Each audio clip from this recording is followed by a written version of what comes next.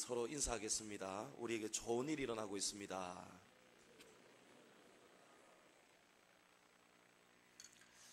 제가 신혼 때 우리 아마 집사람 차에서 타고 내리는 거 보면 그 보는 사람들마다 우리 집사람을 많이 부러워했을 겁니다. 제가 쫓아 뛰어가서 문을 열어주고 내리려고 하면 또 쫓아 뛰어가서 문을 또 열어주고 타려고 해도 열어주고 아마 참 저 사람 부인을 너무 아끼고 사랑하는구나 다들 그렇게 생각했을 거예요. 근데 그 차가 새 차였습니다. 제가 태어나서 처음 산 새 차인데 우리 집사람이 보기와는 좀 다르게 조금 조심성이 조금 부족할 때가 있어요. 새 차를 샀는데 얼마 안 됐는데 그 인도 블록이 높은데 문을 칵 열었다가 문이 끼어버려가지고 열지도 닫지도 못할 때 제가 얼마나 슬피 울었는지 모릅니다. 그래서 그 다음부터 우리 집사람 타고 내리려고 하면 제가 쫓아다닙니다. 사람들은 제가 우리 집사람을 아주 사랑해서 물론 사랑합니다. 그런데 우리 집사람은 아는 거예요. 제가 지금 그 순간 우리 집사람을 위해서 뛰어다니는지 차를 사랑해서 뛰어다니는지 다 아는 거죠. 우리 하나님도 우리가 입으로는 하나님을 사랑한다 하면서도 실제로는 우리가 돈을 더 사랑하고 가족을 더 사랑하고 직장을, 일을 더 사랑하는 줄을 하나님은 다 알고 계시는 거예요. 우리가 만약에 실제로 그렇게 산다면 우리 하나님의 마음이 어떠실까요?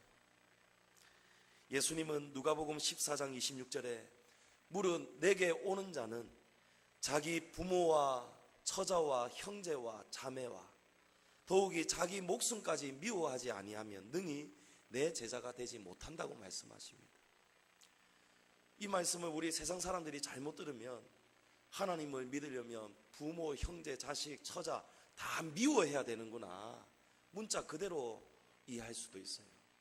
근데 하나님의 진심은요, 말씀은요, 미워하라는 게 아니고 하나님보다는 덜 사랑하라는 거예요. 하나님을 가장 사랑하라, 이 말씀이에요. 왜 하나님은 우리 성도들에게 하나님을 최고로 사랑하라고 요구하실까요? 하나님이 저와 여러분을 최고로 사랑하시기 때문입니다. 하나님이 우리를 사랑하시는 그 사랑을요, 부부 간의 사랑, 부모 자식 간의 사랑, 그 어떤 사랑하고도 하나님이 우리를 사랑하시는 그 사랑은 비교할 수가 없는 거예요. 여러분, 자신을 주셨잖아요. 요한복음 3장 16절에 하나님이 세상을 이처럼 사랑하사 독생자를 주셨으니 이는 그를 믿는 자마다 멸망하지 않고 영생을 얻게 하려 하심이라. 할렐루야. 여러분, 하나님이요 영원히 죽을 우리를 살려주신 거예요. 하나님이 우리를 살려주시기 위해서 하나님의 독생자 예수님을 내어주신 거예요. 예수님이 바로 하나님 자신입니다.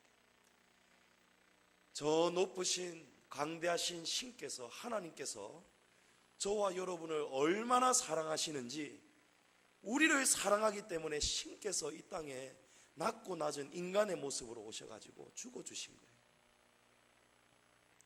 하나님이 우리에게 사랑을 주셨어요.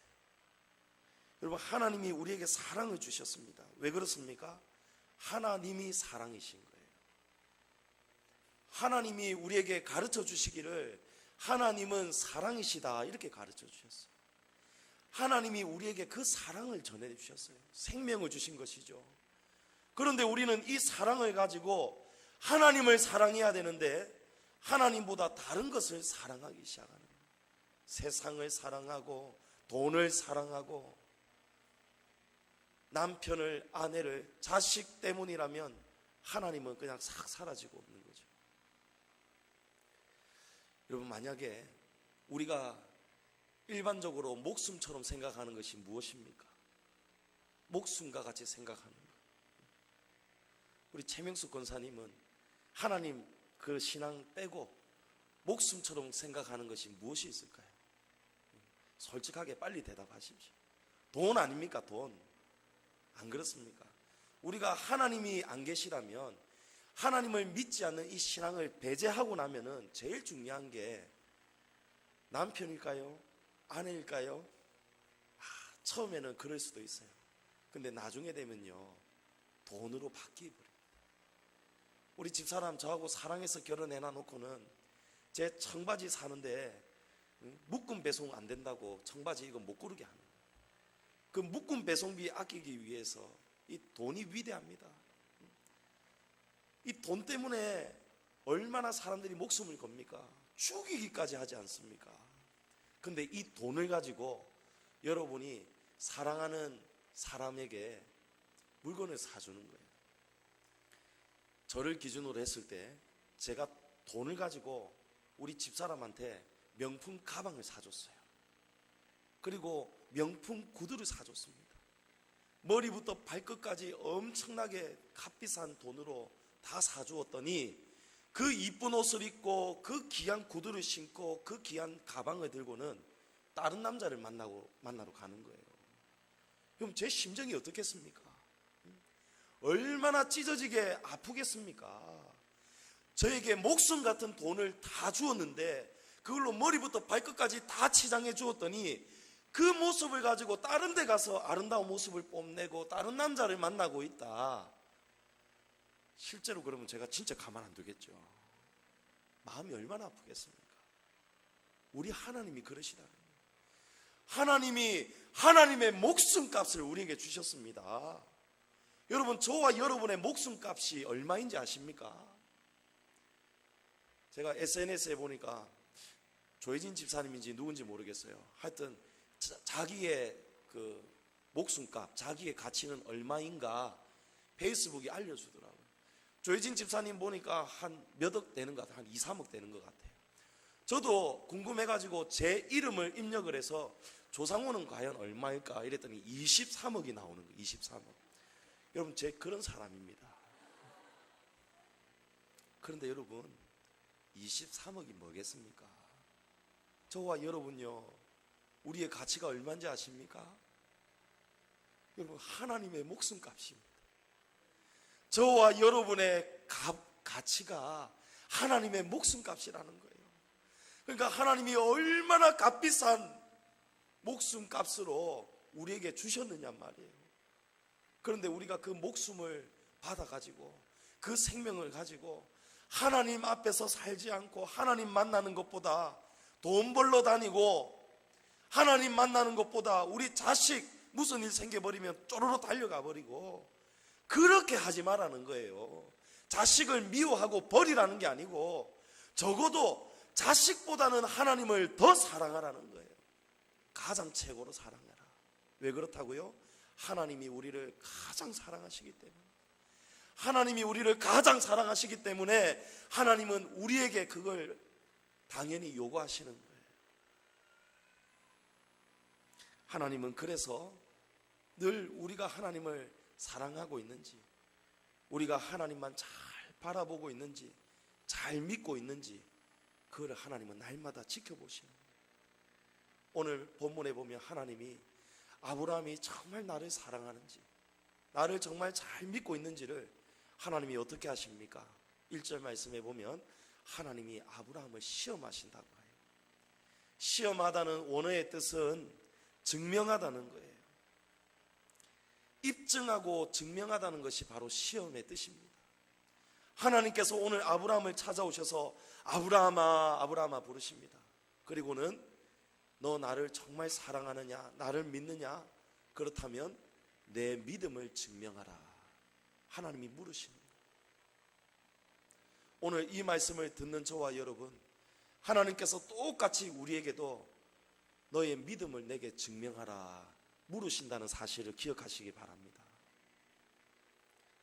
그런데 이 믿음을 증명하라는 시험이 너무 끔찍한 것 같고 가혹해 보입니다.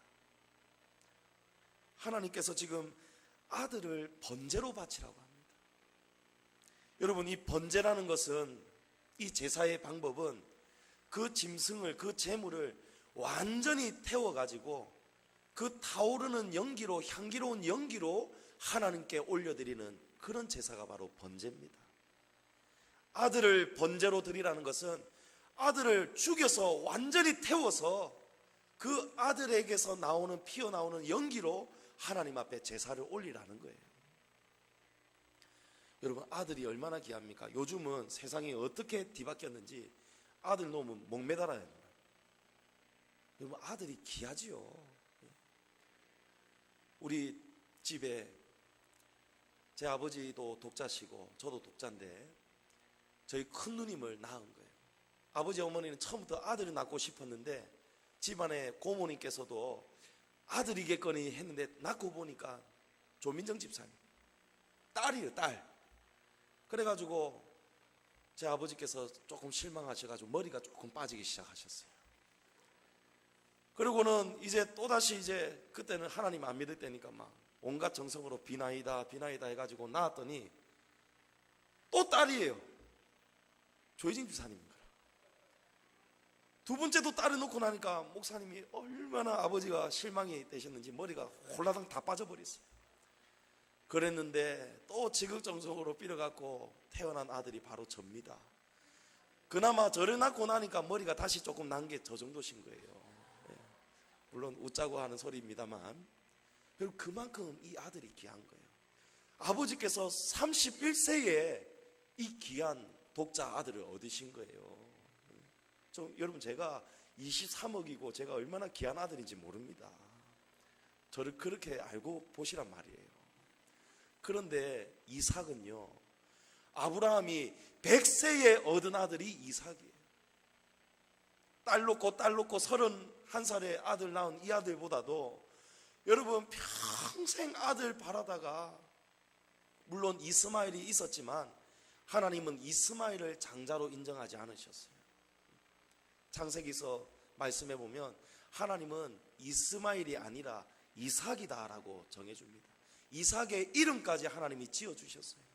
그리고 이삭하고 내가 언약을 맺을 것이다. 하나님이 이스마엘이 아니고 이삭을 장자로 인정하시는 거예요. 그러니 얼마나 귀한 아들입니까? 그런데 하나님은 지금 이 이삭을, 100세에 주신 이 아들 이삭을 달라는 거예요. 번제로 달라는 거예요. 하나님은 이삭을 그냥 이삭을 달라 이렇게 부르지 않으세요.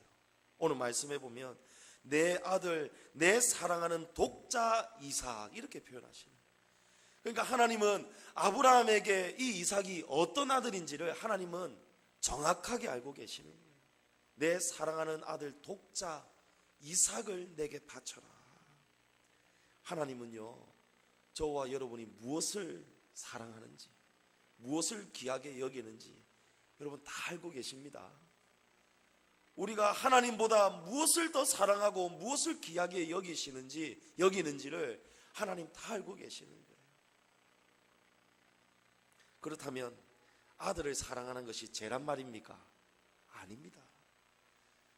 부모님을 당연히 공경해야 되고 처와 자식을 당연히 사랑해야 됩니다. 그런데 문제는 뭡니까? 하나님이 싫어하시는 그 선이 무엇입니까? 하나님을 사랑하는 그 사랑의 크기보다 다른 무엇을 향한 그 사랑의 크기가 같거나 커지기 시작할 때, 여러분 그 순간부터는요, 그 대상이 바로 하나님이 되고 우상이 되는 거예요. 여러분, 하나님이 계셔야 되는 그 자리, 하나님을 크게 사랑해야 되는 그 큰 사랑, 그 사랑의 크기만큼 다른 것을 여러분 가져다 놓으면 안 됩니다. 하나님은 그걸 싫어하시는 거예요. 그리고 하나님은 그걸 시험하시는 거예요. 네가 내 아들 독자 이삭을 내게 바칠 수 있느냐? 안 됩니다. 하나님, 다른 건 다 돼도 이 이삭만큼은 안 됩니다 하는 거는 뭐예요? 이삭은 하나님만큼 내게 그런 존재다, 하나님보다 더 큰 존재다, 하나님 안 됩니다 하는 거예요. 이거하고 똑같은 거예요. 여러분, 자식이든 돈이든 무엇이든지 간에 여러분 그 존재가 우상이 되어버리면 안 됩니다. 제가 마산에 있는 한 교회에서 사역할 때예요. 중고등부 부장 집사님 신앙이 좋은 분이 계셨어요. 제가 중고등부를 맡고 있을 때인데 주일이 다가올 때쯤에 이 부장 집사님이 제게 전도사님, 제가 이번 주일은 사정이 있어서 못 가겠습니다 하는 거예요. 아니, 부장 집사님께서 못 오신다니 보통 큰일이 아니겠죠. 아, 그래 무슨 일입니까? 물어봤더니 우리 아들이 이번에 공무원 시험을 치는데 지방에서 시험을 칩니다.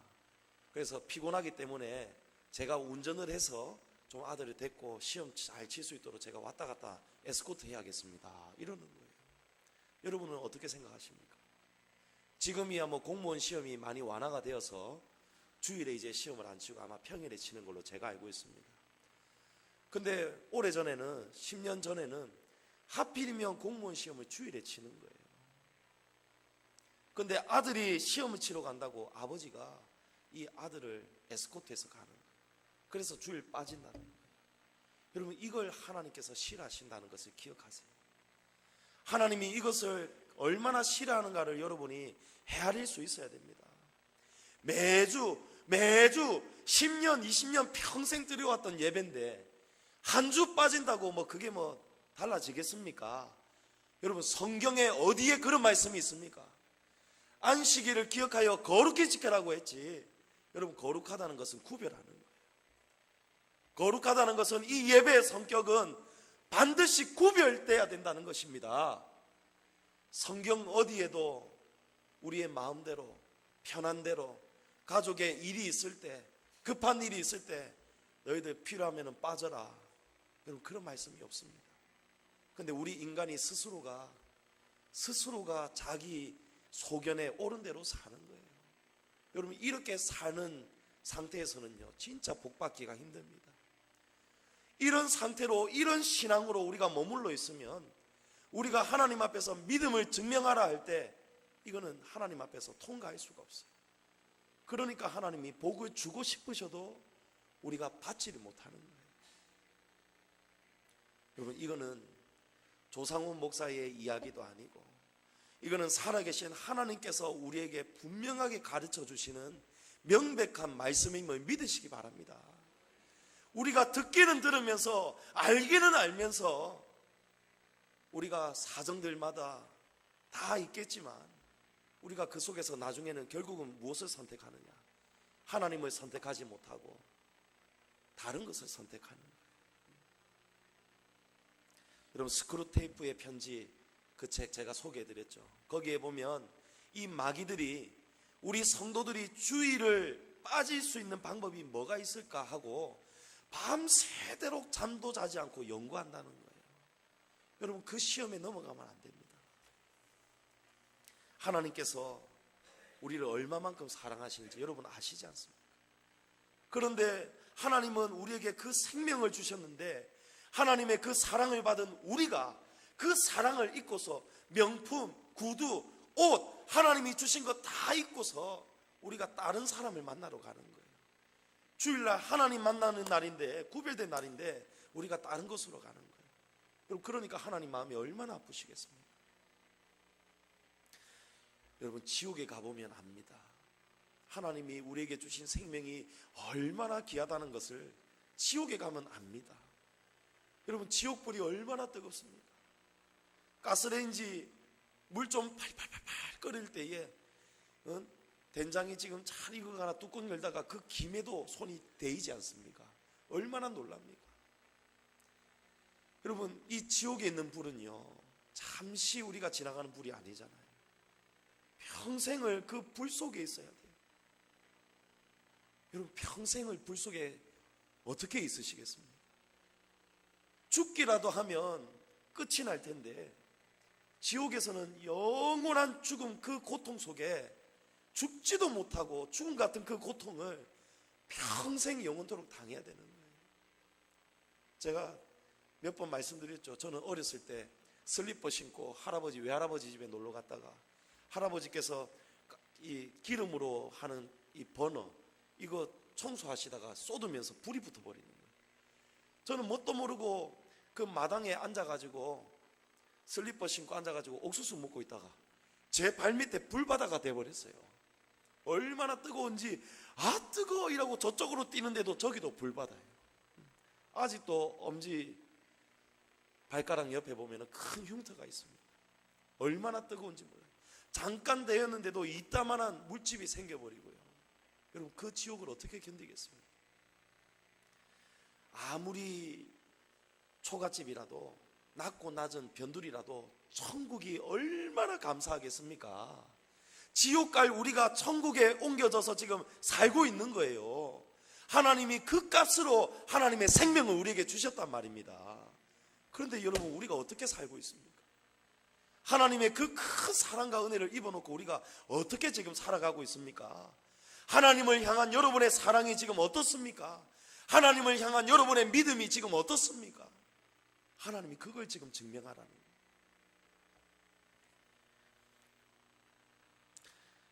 출애굽기 34장 14절에 보면 너는 다른 신에게 절하지 말라. 여호와는 질투라 이름하는 질투의 하나님이니라. 우리 하나님 질투하신다는 거예요. 그 말은 하나님이 우리를 그만큼 사랑하신답니다. 우리를 사랑하기 때문에 질투하시는 거예요. 제가 전도사 시절 때 연애할 때인데 어느 남자 청년이 체육대회 하다가 우리 집사람 손목에 그 손목시계를 채워주는 거예요. 우리 집사람이 뭐 손에 뭐가 묻었는지 오빠 이거 좀 채워줄래요 하면서 다른 남자가, 그때는 우리 비밀 연애할 때니까 몰랐겠죠. 다른 남자가 우리 집사람 요 손목에다가 손목시계 이거 채워주고 있는데도 제가 속이 막 부글부글 끓더라고요. 저놈의 짜쓰기. 여러분, 사랑하면요 조그마한 것도 질투하게 돼요. 하나님이 우리를 엄청나게 사랑하신다는데 저와 여러분이 주일 빼먹고 세상 사람들 노는 거 좋아서 나가고 여행 가고, 물론 힘들죠. 가족들 결혼식, 또 결혼식 가고, 그럴 때에 하나님은 우리에게 말씀하시는, 너 그렇게 살면 안 된다. 내가 말씀했지 않느냐, 말하지 않았느냐. 예수님의 제자가 되려면, 능히 내 제자가 되려면 부모와 처자와 형제와 자매와 무릇 자기 목숨까지 미워하지 아니하면 제자가 될 수 없다. 여러분, 진짜 믿음 있잖아요. 하나님 나라에 가서 인정받을 수 있는 그런 진짜 믿음이 되려면 여러분, 우리 자신의 목숨도 하나님보다 덜 사랑해야 되는 거예요. 그러면 우리가 하나님을 어떻게 사랑해야 될까요? 얼마만큼 사랑해야 될까요? 누가복음 12장 29절에 이스라엘아 들으라. 주 곧 우리 하나님은 유일한 주시라. 내 마음을 다하고 목숨을 다하고 뜻을 다하고 힘을 다하여 주 너의 하나님을 사랑하라. 할렐루야. 여러분, 이렇게 사랑하라는 거예요. 하나님은 오늘 아브라함에게 네가 정말 내가 너를 사랑하는 만큼 네가 나를 사랑하느냐, 그 믿음을 증명하라 하십니다. 그리고 아브라함은 이삭을 향한 사랑이 하나님을 향한 사랑보다는 결코 크지 않다는 것을 증명합니다. 6절 말씀에 번제나무를 가져다가 이삭에게 지워버립니다. 그리고 아브라함은 불과 칼을 들고 모리아산으로 올라가는 거예요. 여러분, 번제나무를 이삭에게 짐지었다는 것은 이삭이 이제 그 충분히 짐승을 태울 만큼의 많은 양의 나뭇가지를 질 수 있을 만큼 성장했다는 거예요. 어떤 학자들은 최소 10살 이상일 것이다. 또 어떤 사람은 15세 이상이 될 것이다. 어른은 아니지만 적어도 나무찜을 질 수 있는 그런 나이예요. 알 거 다 아는 나이란 말이에요. 그래서 이삭의 7절에 묻습니다. 아버지, 불과 나무는 있는데 번제했을 어린 양은 어디에 있습니까? 여러분, 번제가 뭐라고 했죠? 완전히 태워 죽여가지고 그 연기로 올려드리는 제사가 번제예요. 지금 아들 독자 이삭이 아브라함에게, 아버지에게 그걸 묻는데 아브라함, 그 아버지의 심정이 어땠겠습니까? 이제 올라가서 이 아들을 죽여야 되는데 그 마음이 어땠겠습니까? 세상 사람들은요, 야, 너희들이 믿는 하나님은 이렇게 잔인한 하나님이니? 이렇게 오해할 수도 있어요. 어떻게 아들을 제물로 바치라고 하느냐?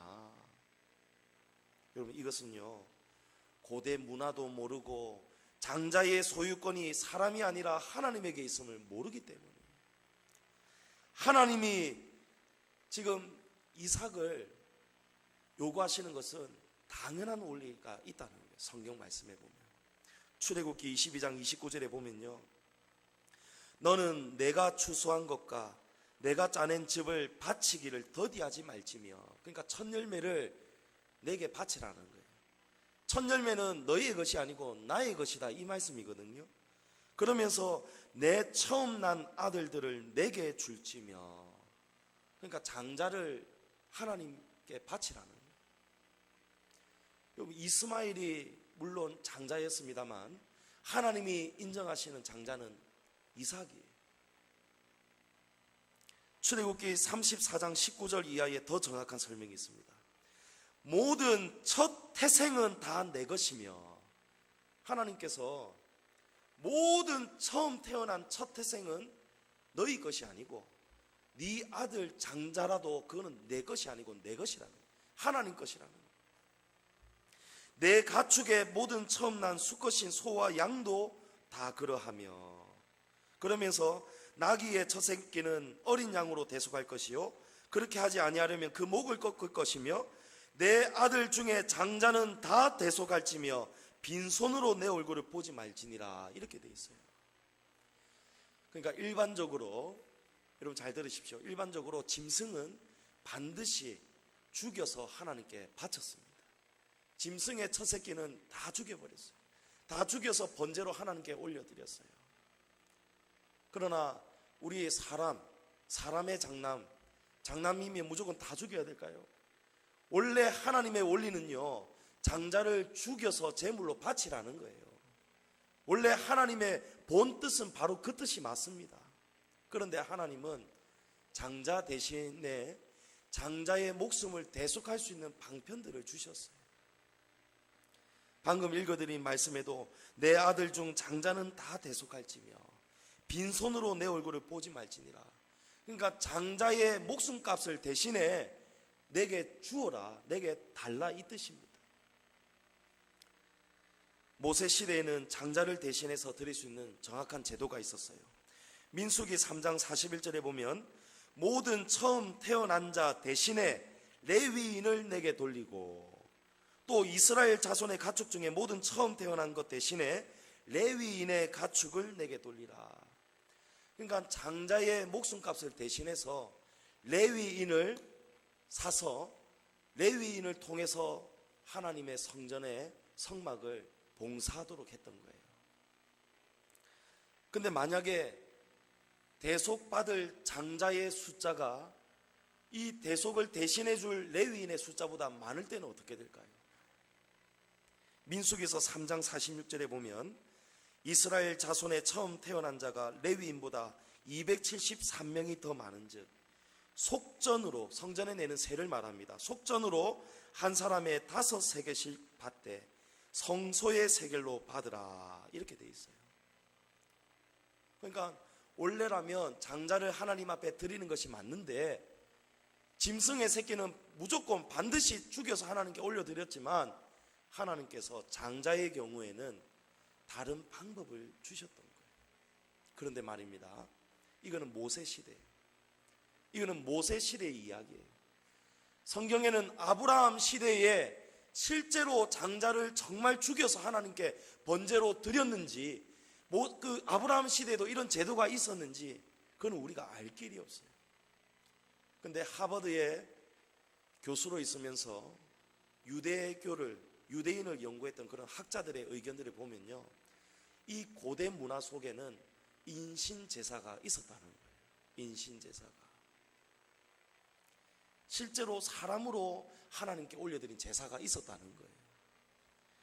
레위기서 27장 28절에 레위기서 27장 28절 이하에 보면 어떤 사람이 자기 소유 중에서 오직 여호와께 온전히 바친 모든 것은 사람이든지 가축이든지 기업에 바치든지 팔지 못하고 무르지도 못하나니 바친 것은 다 여호와께 지극히 거룩함이며 온전히 바쳐진 그 사람은 다시 무르지 못하나니 반드시 죽일지니라. 이런 말씀이 있어요. 그러니까 특별한 경우에 하나님 앞에 서원하여서 바쳐진 그 사람은 사람이든지 가축이든지 간에 무르지 못한다는 거예요. 무르지 못하고 반드시 죽일지니라, 이 말씀이 있어요. 여러분, 사사기 11장에 보면 우리 금요일마다 사사기를 지금 나누고 있는데 아직 우리는 그까지 나가지 않았지만 사사 입다에 대한 기사가 나와요. 사사 입다는요, 하나님께 소원을 합니다. 하나님, 암몬과의 전쟁에서 우리가 승리할 수 있도록 도와주신다면 제가 돌아오는 길에 가장 먼저 만나는 그 사람을 하나님 앞에 제사로 드리겠습니다 했어요. 근데 입다가 돌아올 때 누가 제일 처음 입다를 맞이합니까? 입다의 딸이에요, 딸. 입다가 하나님 앞에 소원하였기 때문에 물을 수가 없기 때문에 이 딸을 죽여서 하나님 앞에 제사로 올려드리는 거예요. 우리 창세기에 정확한 아브라함 시대에 대한 그런 증명할 수 있는 말씀은 없지만 어쩌면 아브라함 시대에도 진짜로 장자를 하나님께 올려드릴 수 있는 제사가 있었는지도 모르고, 그건 우리가 알 길이 없는 거예요. 그런데 여러 가지 증언과 고대 문헌과 또 레위기와 사사기와 또 이런 기사들을 종합해 볼 때 장자를 하나님께서 요구하시는 특별한 경우가 있었다는 것은 분명한 사실이에요. 바로 오늘 이 경우입니다. 하나님께서 장자인 이삭을 내게 바쳐라. 그냥 바치는 게 아니고 그 목숨으로 바쳐라는 거예요.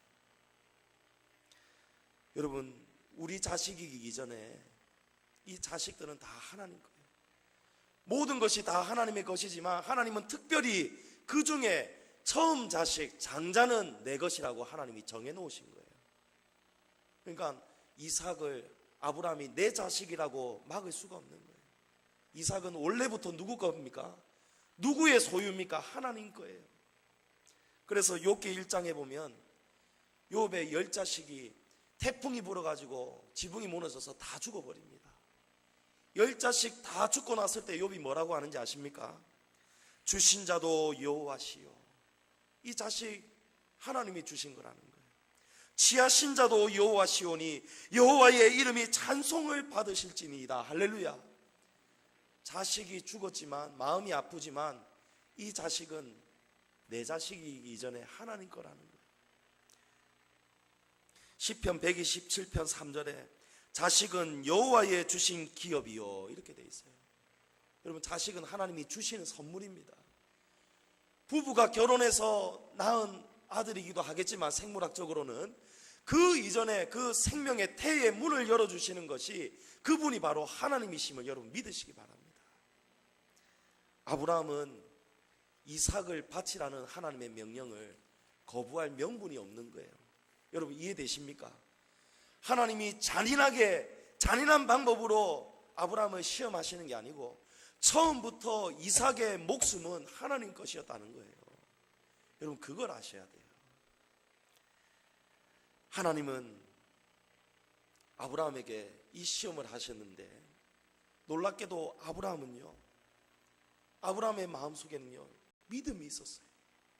이삭을 바치라고 할 때에 하나님 앞에 이거를 순종할 수 있는 믿음이 있었어요. 그 믿음의 근거가 있습니다. 하나님께서 분명히 전에 이삭을 통해서 복을 주신다고 약속하셨기 때문에 창세기 17장 19절에 이스마엘이 아니고 사라가 낳을 아들이다. 그리고 그 이름까지 이삭이라 하라. 내가 그와 언약을 세우리니 그의 후손에게 영원한 언약이 되리라. 할렐루야. 여러분, 하나님께서 이삭을 통해서 큰 민족을 이룰 것을 약속을 주셨어요. 아브라함에게는 이 약속을 기억하고 있는 믿음이 있었던 것이죠. 그래서 하나님을 붙잡고 믿는 거예요. 여러분, 하나님은 실현하시지 않습니다. 민수기 23장 19절에 하나님은 인생이 아니시니 시건치 않으시고 뱉은 말을 다시 도로 드시지 않는다는 거예요. 인자가 아니시니 후회가 없으시도다. 하나님은 실수가 없다는 거예요. 여러분, 하나님은 실수가 없으신 분입니다. 하나님은요, 우리에게 뭔가를 요구하실 때에도 우리가 생각하기에는 이건 아닌 것 같아도 순종하고 나면 알게 되는 거예요. 아, 하나님에게 이런 큰 뜻이 있었구나. 큰 뜻이 있었구나. 우리 주차장 살 때에도 우리가 현실적으로 보면은 이거는 말도 안 되는 사건이지만 사고 나니까 하나님이 알게 하시잖아요. 주차장을 통해서 우리 주민들에게도 사랑을 나눌 수가 있고, 주차장을 통해서도 전도가 이루어지고, 주차장이 있기 때문에, 마당이 있기 때문에 여름 성경학교 때에도 우리 아이들이 뛰어놀 수 있는 마당이 있지 않습니까? 우리는 몰라요. 우리 인간은 볼 수 있는 거리가 너무 짧기 때문에 모릅니다. 그러나 하나님은 인생이 아니시기 때문에, 후회가 없으신 분이기 때문에 하나님은 정확한 것을 우리에게 명령하시는 거예요. 아브라함의 심정이, 지금 이삭을 죽이려는 아브라함의 심정이 히브리서 11장 19절에 나타나 있어요. 아브라함이 도대체 어떤 마음이길래 진짜 이 이삭을 죽이려고 할까? 히브리서 11장 19절에 보니까 아브라함의 마음이 정확하게 성경 말씀이 가르쳐 줍니다. 그가 하나님이 능히 이삭을 죽은 자 가운데서 다시 살리실 줄로 생각한지라. 여러분, 이게 아브라함의 믿음이었대요. 아브라함이 지금 이삭을 죽일 수 있는 여기까지 온 이유는 아브라함이 생각할 때에 하나님이 이삭을 죽여도, 이삭이 죽었어도 하나님께서 이삭을 다시 살리실 것을 믿었다는 거예요. 아브라함이. 본문 5절에 이 믿음이 나타나 있습니다. 종들에게 뭐라고 합니까? 너희는 여기서 기다리라. 내가 아이와 함께 저기 가서 예배하고 내가 돌아올 것이다가 아니고 우리가 돌아오겠다는 거예요. 우리는 누굽니까? 우리는 아브라함과 이삭이. 아브라함이 이삭을 올라가서 죽여서 번제로 올릴 것이지만 하나님이 다시 이삭을 어떤 방법으로든 살려주실 것이다.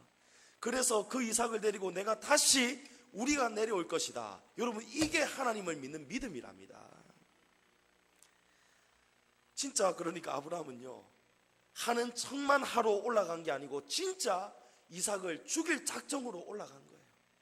그리고 정말 죽이려고 칼을 들었습니다.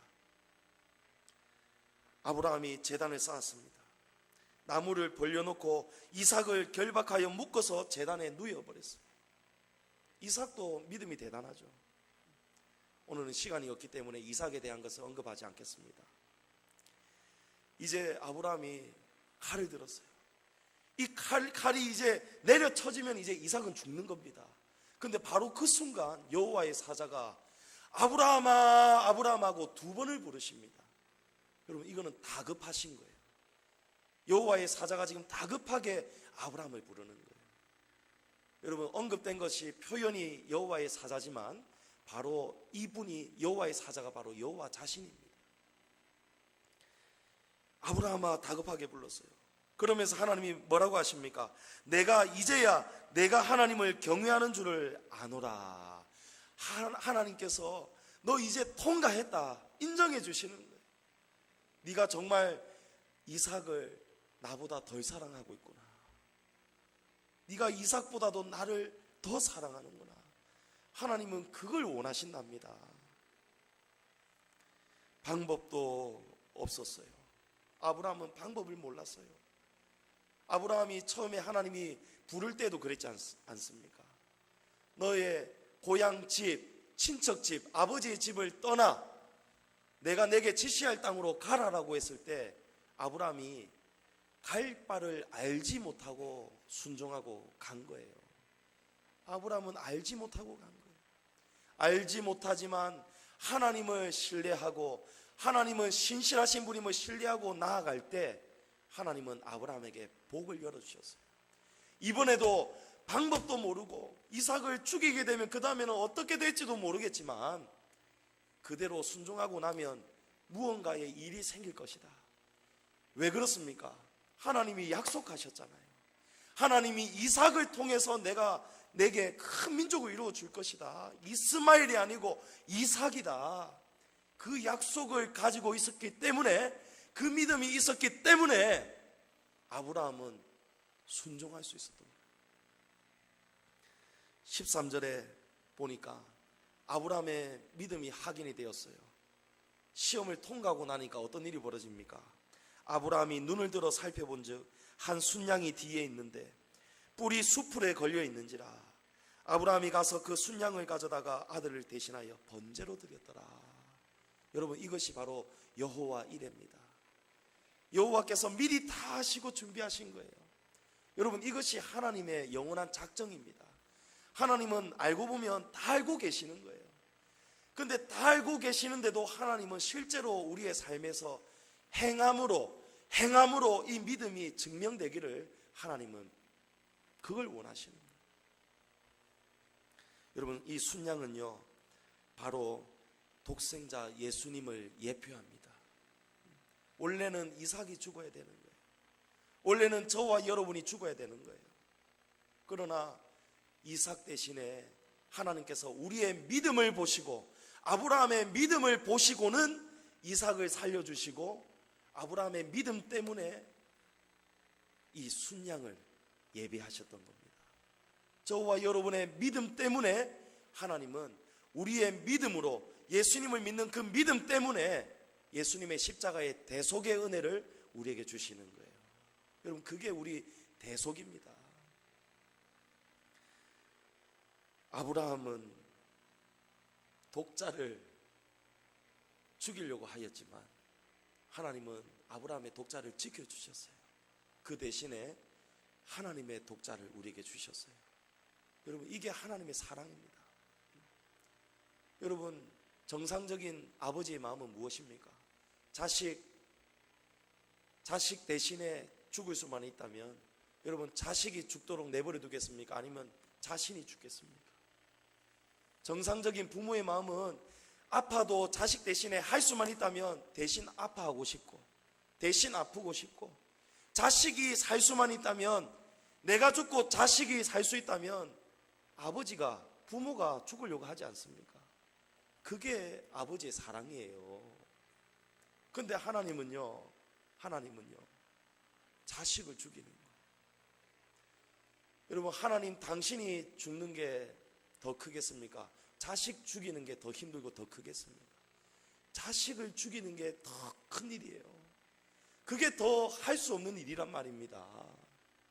근데 그 큰 일을 하나님이 우리에게 알도록 일부러 보여주시는 거예요.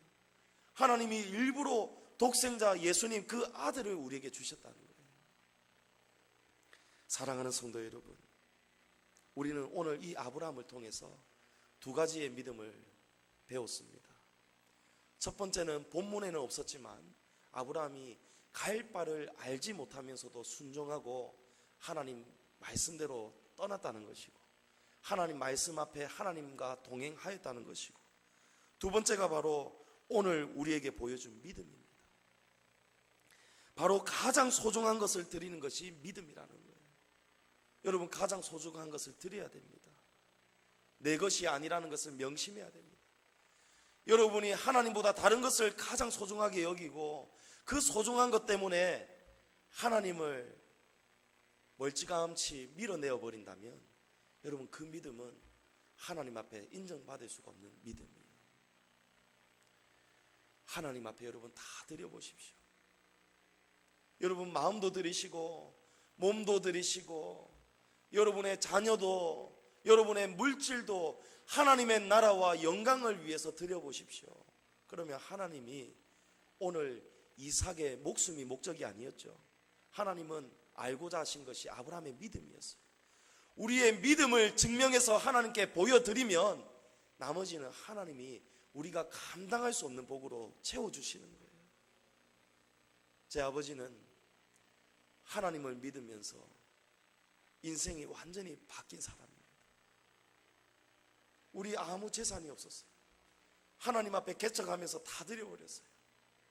건축하면서 다시 건축 재개할 때 땅 파기 위한 돈이 필요하니까, 그러기 위해서 교회에 돈이 없으니까 마지막 남아있던 우리 세 자녀 결혼 자금, 그것까지 하나님 앞에 다 드리셨더라고요. 근데 결과를 여러분이 지금 보고 계시지 않습니까? 하나님께 다 드렸더니 하나님께서 그 믿음을 받으시고는 오늘 이삭을 대신해서 어린 양을 예배한 것처럼 하나님께서 우리 세 자녀 결혼할 때마다, 그리고 지금 살아가는 그 모든 과정들, 직업이며 집이며 할 것 없이 하나님이 놀랍도록 부어주시더라. 제가 며칠 전에 우리 아파트에서 옆에 라인에 한 장로님이 사시는 거예요. 그 장로님이 제가 남교회에 있을 때 그 남부산 노회에 소속된 장로님이에요. 제가 강도사로 있었기 때문에 저를 잘 압니다. 근데 그 장로님이 제가 진작에 그 201동 1, 2호 라인에 살고 있었는데 이 장로님은 3, 4호 라인에 살고 있거든요. 어느 날 저하고 아파트 앞에서 만났는데 깜짝 놀라는 거예요. 아니 강도사님 부르길 목사입니다 했어요. 아 목사님 여기 웬일입니까? 남교회 사임 안 했습니까? 아 여기가 제 집입니다. 아 그래요? 몇 동 사십니까? 묻는 거예요. 201동은 45평 제일 큰 아파트입니다. 저 201동 삽니다. 22층 삽니다. 여러분 시험 들지 마십시오. 우리가 집을 살려고 산 게 아니고 정말 하나님이 이 집을 주셨어요. 제가 결혼할 때 100만 원도 없던 거 여러분 아시지 않습니까? 희한한 방법으로 하나님이요 집을 옮기게 하시고 또 사게 하시고 팔게 하시고 이렇게 하시더니 지금 제가 살고 있는 집값이요 또 껑충 올라가지고 제가 깜짝 놀랐어요. 제가 사는 집값이 실거래가가 지금 5억 8천이더라고요. 여러분 우리 부모님 저한테 아무것도 못 주셨어요. 저한테 줄 거 하나님께 다 드렸어요. 그러니까 하나님께서 그 믿음을 받으시고는 목사인데 그죠? 제 나이에 목사인데도 불구하고 하나님이 집을 주시더란 말이에요. 10원도 빚이 없습니다. 여러분 하나님이 그렇게 놀랍도록 주시더란 말이에요. 여러분 이거는 하나님께 이렇게 하면 받는다 뭐 투자 이런 의도가 아닙니다. 여러분 뭔지 아시죠? 하나님에게 우리의 믿음을 증명해 보이면은 하나님은 그 믿음 받으시고는 우리가 심지도 않은 것도 거두게 하신단 말이에요. 30배, 60배, 100배의 복을 주시더란 말입니다. 여러분 이 믿음 여러분도 받으시기 바랍니다. 여러분도 이 믿음을 하나님 앞에 증명하시기 바랍니다. 하나님에게 증명하고 나면은 여러분 이 시험을 통과하고 나면은 문제가 사라지기 시작해요. 아브라함의 걱정, 근심, 염려, 아들 이삭을 주게 되는 아버지의 마음까지도 하나님 앞에서 칼을 드는 순간, 시험을 통과하는 순간 하나님이 이거를 싹 사라지게 하더라고요. 안개가 바람에 싹 사라지는 것처럼 문제 해결이 한순간에 되더란 말입니다. 여러분 믿음을 증명하십시오. 내가 하나님을 가장 사랑합니다. 나는 내 자식보다도 돈보다도 내 남편보다도 내 아내보다도 내 직장보다도 내 사업보다도 그 어떤 것보다도 나는 하나님을 사랑합니다. 여러분 이 고백을 한번 드려보십시오. 그러면 하나님께서 얼마나 기뻐하겠습니까? 그래서 하나님께서 넘치도록 주시는 거예요. 여러분 그 복을 받아 누리는 저와 여러분이 되시기를 주님의 이름으로 간절히 축복합니다. 축복합니다.